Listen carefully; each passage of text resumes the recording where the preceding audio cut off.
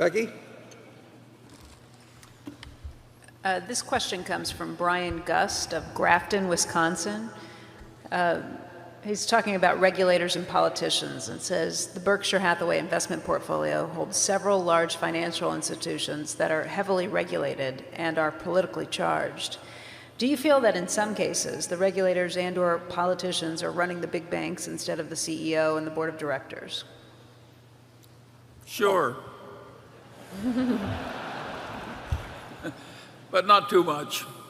No, insurance has been regulated. It happens to be regulated primarily on a state basis, but insurance has been regulated ever since we went into it. And it hasn't, when I looked at GEICO, it was doing $7 million of business, and it will do 30-odd billion of business now. It's been regulated the whole time, and regulation can be a pain in the neck generally. But on the other hand, we don't want a bunch of charlatans operating in the insurance business, and insurance actually lends itself to charlatans because you get handed money and you give the other guy a promise. And I like the fact that there is regulation in the insurance business or the banking business. It doesn't mean it can't drive you crazy sometimes or anything of the sort, but those businesses should be regulated. They're too important, and any time you can take other people's money and they go home with a promise and you go home with the money, I don't mind a certain amount of regulation in those businesses. Charlie? Yeah, well, if you're using the government's credit because you have deposit insurance, there's an implicit bargain. You can't be too crazy with what you do with the money. That's a perfectly reasonable.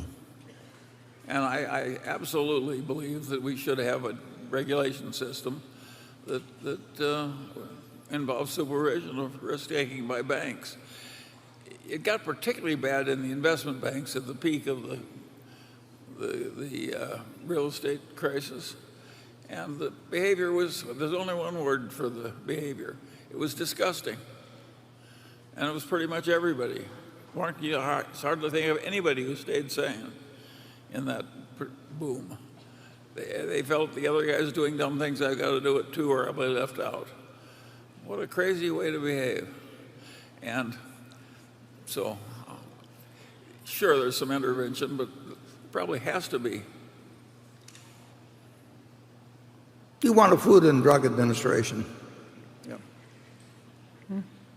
Yeah. You'll be unhappy with how they do it if you're in the business and all of that, but I find any kind of regulation irritating, but nevertheless, it's good for the system.